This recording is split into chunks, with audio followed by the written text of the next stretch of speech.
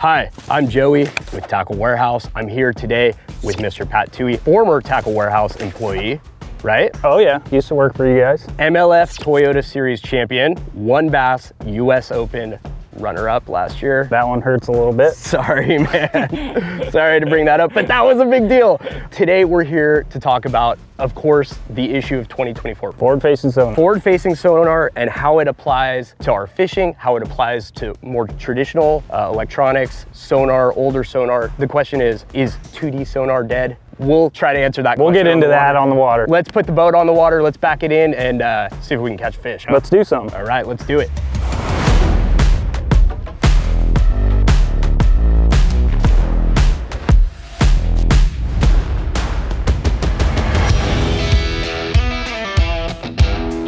Personal question here. How much do you enjoy the forward-facing sonar compared to turning your graphs off, just going down the bank and going fishing? So if they're the two sides of forward-facing sonar, love it or hate it, I'm on the love it side. I was honestly getting bored of fishing my local lakes because I've made the same casts every time I've gone there. I've thrown the same baits. I know every rock in the lake, you know? Now, forward-facing sonar is giving me options to go find fish somewhere else or surprise me, you know? Yeah. I mean, I thought I knew what bass did before forward-facing sonar, but what this is telling me is half the stuff we used to know back in the day was absolutely wrong. You know, one comfort that forward-facing sonar gives you is that you are around fish. There were so many times, you know, you pull up to this point, a point that you and I have both probably caught hundreds of bass off of, right? You're saying, man, I know they've got to be here. They've got to be here. Well, now you know. Now you know. Now you know they're here. You might not be able to get them to bite, but you know they're there. You know you're around the life source, and that's the big thing. Even if you're not technically catching them yet, the forward-facing sonar is gonna show you what creek has a shad. Right. Put yourself in that zone, you're gonna get bites. Sure. You know, and I used to fish like that before forward-facing sonar, but it was harder to do. Yeah. You had to idle with 2D sonar looking for shad. Now with forward-facing sonar, you pull up, drop that trolling motor, scan, there ain't nothing here, there's no life, I'm gone. Yeah. You know, you try to keep yourself in those, you know, high percentage areas where there's bait fish and other smaller fish, and you put yourself in those areas long enough, you're gonna get some bites.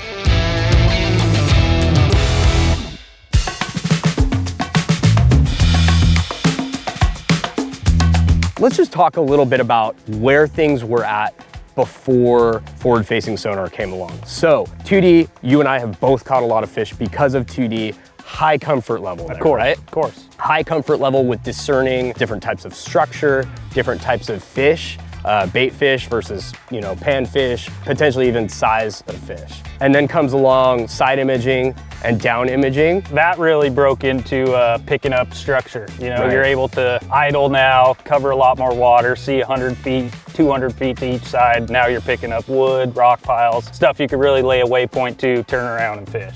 And so that breaks into the conjunction with GPS, really good mapping from a whole host of companies, Navionics, Humminbird, great mapping products there. I had a very high comfort level, as I'm sure you did, using mapping in conjunction with side scan with or my 2D. side scan. Correct. Right? You find the bait, you find the fish, you find the structure, you drop a waypoint like you said, you turn around and you make yourself some money. Yep. Right? So hopefully make some money. Down imaging was never something that was a big part of my game. What about you? Me neither. No, I was really a 2D sonar and side scan guy. And honestly, I would use side scan over 2D sonar once side scan came out. Yeah, absolutely. Really for me, down imaging, I felt like I got more information from 2D than I was getting from down imaging. So I never relied on down imaging that much.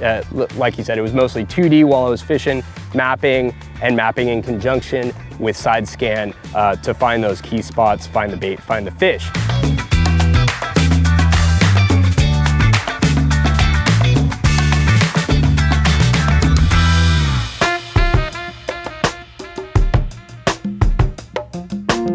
That brings us up to the point forward-facing sonar is introduced. I think I've had forward-facing sonar on my boat for about 3 years, and I didn't really lean into it heavily until you start seeing the internet light up with, you know, big bass, big bags, tournaments being won, cast to catch, and you know, it was kind of a slow rise, right? I think we remember some of these MLF tournaments, Edwin Evers, throwing a chatterbait. I've got a chatterbait on right now. Throwing a chatterbait at a school of fish that he had found. Then fast forward a little bit, you get Patrick Walters at Lake Fork showing what the jerkbait can do on forward facing sonar. Absolutely. So early on, it was a lot of jerkbait. Like jerkbait was the forward facing sonar bait, Yep, right? I would agree totally. But something has really changed like in the last couple of years, and I think it's more with the angler than the technology. So we all know that jig head minnow is a big thing now, and since LiveScope came out, we were all throwing baits trying to get these fish to react. What I've learned over the past 3 to 4 years using it is making that accurate cast on that fish is bigger than having the right bait for that fish. With that jig head minnow, I feel guys are just able to make that cast and present that bait to those fish faster than having to get a jerk bait down there. It's more efficient than using other type of lures. So, and efficiency is really the key word here, right? Because we've seen a situation where guys are using it as a component of their fishing day, but now it's the primary search tool, and you're seeing a lot of this, right? Yep. Guys not casting until they see that target fish, or sometimes not even a fish, but the fish, right? Yep. They're looking for the big ones on sonar, making that cast, and that's really kind of becoming the crux of a lot of the controversy. The people who are more discouraged in it, they think it's a see fish, catch fish, cure-all type thing. Right. And I promise you that is not the fact. You have to cast at 100 fish to get 6 to bite, right. You know? And that's where we go back to that efficiency thing. How can you present your bait to more fish that are willing to bite rather than a slower way to do it? I guess for guys like me, I've had the technology on my boat for 3 or 4 years now. Most of my success with it has been identifying groups of fish, making the cast, moving my beam, and then catching the fish. But I'm not having that experience that I feel like a lot of people are seeing a lot on YouTube, seeing a lot on social media of here's the fish, make the cast, here he comes, he's gonna get it, oh, he got it. I haven't had that moment on any fish of any size. And I think there's a lot of guys like me that maybe have the technology and aren't quite sure what to do with it yet. It's just like bed fishing. Every bed fish is different. It's gonna react different, and you're gonna have to see that fish's mannerisms to figure out how you're gonna get it to bite, right? Sure. It's the same thing with live sonar. It's the little actions that the fish give back to you, the feedback the fish get back to you, that's gonna let you change your bait, change your cadence in order to get that fish to bite. Each fish is different. They'll show you when they kick up at a bait, or they slow down, or they turn around. You know that's the wrong bait. You start throwing other things in there and watch that fish speed up, come all the way to the boat. You know you're working with something now. As long as we've been fishing, there's the term, let the fish tell you what to do, right? Right. Now with this technology, without catching a fish, the fish are telling you what to do, you know? You don't even technically have to catch one. It's those little things that forward-facing sonar will tell you. Listen to the bass. Sure. They'll tell you what to do.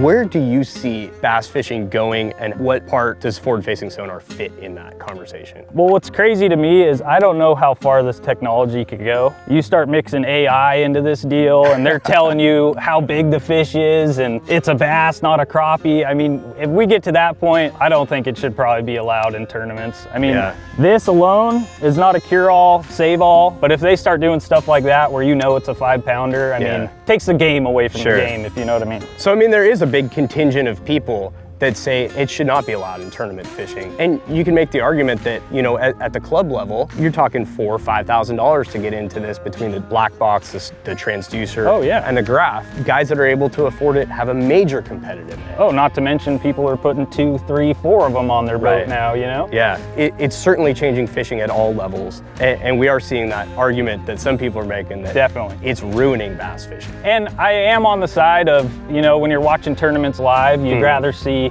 Greg Hackney throwing a frog, you know, or you'd rather see that. I mean, I don't blame anybody, but it was the same way when side scan came out. Yeah. You know, when side scan came out, every boat was in the middle of the lake. What's really interesting to me is to hear you say that it kind of reinvigorated your interest in fun fishing, in bass fishing in general, because I think for a lot of other people, it's kind of had the opposite effect. Yeah, which is, I enjoy it, man. Like, I really enjoy seeing fish come up off the bottom, chase my bait, eat it. Like, I just feel like I'm learning bass fishing at a way faster rate with forward-facing sonar. Sure. And you're not guessing anymore. Even with 2D back in the day, you see arcs, what are they? Right. You don't really know. Yeah. Now when you get pretty good with forward facing sonar, you know those are crappie.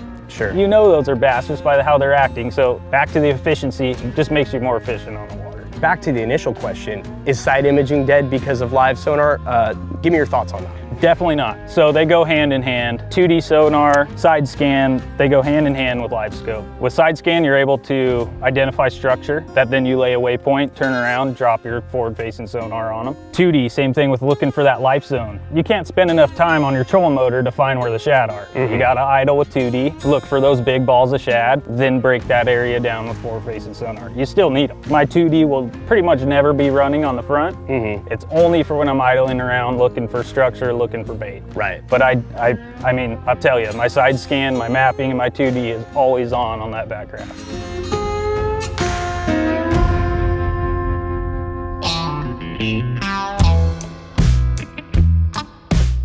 For you, when is it time to turn the live sonar, the forward-facing sonar off? You tell me. I've kind of broken it down into like a time of year thing, you know? So let's start it off in fall and winter. You have your shad moving back into creeks. A lot of the big balls of shad are coming out of deep water, getting into that fishable zone. It's a great time to use your forward-facing sonar. So now you fast forward a little bit, you're getting into that pre-spawn mode, not quite spawning yet. Your reaction baits are gonna start working way better. But you could still use your forward-facing sonar because they haven't slid all the way up. Now they're in that 15-foot range. You could still see them pretty well. Fast forward a little more, now you're in the spawn. Fish are on beds, fish are up in the wood. That's the one time where now you're not being as efficient fishing deeper water.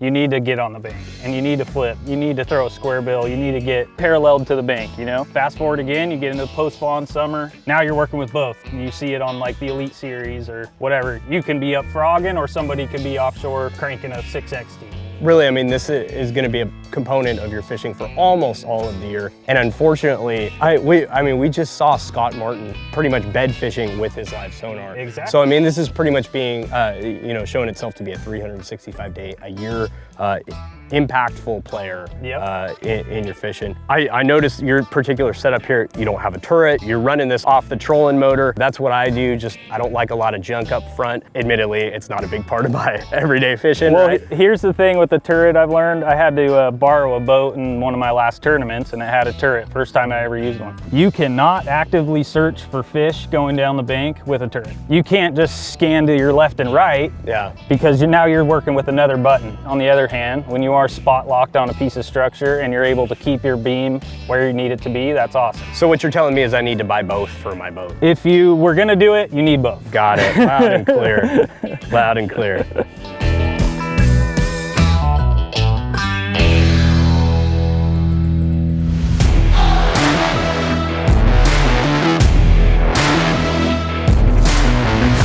I think the verdict from me is that I have a lot to learn, but live sonar is not going to kill the traditional electronics. No way. It's not going to kill 2D. It's certainly not going to kill side imaging or your mapping services. Those are all still really important pieces of the puzzle. Definitely, and like I said, it's not going to kill once those fish move up on beds and they're post spawn. You're still going to be able to go throw a buzzbait down the bank and catch some. You know, it's fishing. And while it's really changed tournament fishing, I think for the people saying that it should be outlawed, you at least would say, definitely not. Please don't. Please don't. Please don't. Well, hey, for you out there watching, tell us what you think in the comments. What do you think about live sonar? What do you think about forward-facing sonar? Has it really impacted your fishing? Do you think it should be a part of the national tournament circuits? Drop us a comment. Let us know what you think.